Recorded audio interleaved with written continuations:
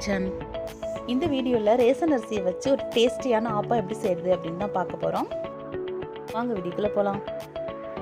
வீடியோவை பார்க்கறதுக்கு முன்னாடி நம்மளோட சேனலை சப்ஸ்கிரைப் பண்ணிடுங்க.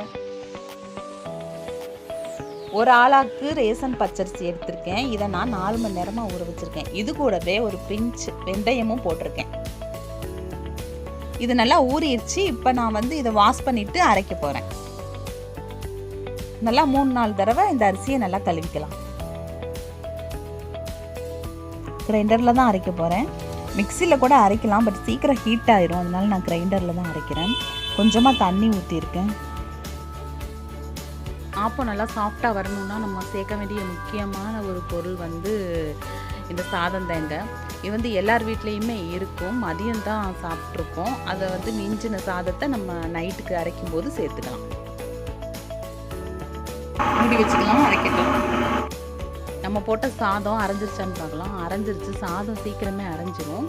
இப்போ நம்ம கழுவி வச்சிருக்க அரிசியவும் போட்டு அரைச்சிக்கலாம்.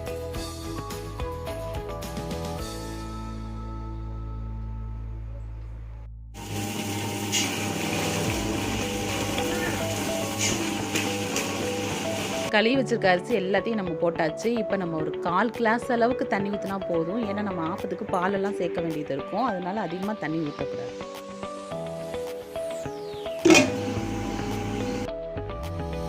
நம்ம போட்ட அரிசி நல்லா அரைஞ்சிருச்சு. அதாவது எப்படி இருக்கணும்னா, ரொம்ப நரநரனும் இருக்கக்கூடாது, ரொம்ப சாஃப்டாகவும் இருக்கக்கூடாது. இந்த மாதிரி பதத்தில் இருக்கணும். இப்போ நம்ம இதை அள்ளிக்கலாம்.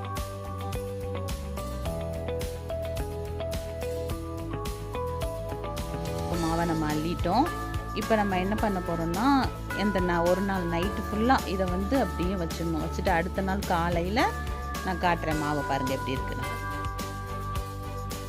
நான் காலையில் நம்ம இப்போ மாவை பார்ப்போம். நம்ம நேற்று நைட்டு அரைச்சி வச்ச மாவு பாருங்கள் ரெடி ஆயிடுச்சு. இப்போ எப்படி நம்ம ஆப்பத்துக்கு கரைக்கிறது அப்படிங்கிறத பார்க்கலாம். ஒரு பிஞ்ச் ஆப்ப சோடா. இந்த ஆப்ப சோடா இல்லாமல் நம்ம ஆப்பம் செய்ய முடியாது. இது கூடவே இந்த அளவுக்கு உப்பு சேர்த்துக்கிறேன். நான் இந்த அளவு உப்பு இந்த மாவுக்கு கரெக்டாக இருக்கும். இதில் நான் 1/2 மூடி தேங்காய் எடுத்து பால் எடுத்து வச்சுருக்கேன். இந்த பாலை தான் நம்ம இதில் ஊற்றி அப்படியே மிக்ஸ் பண்ணணும்.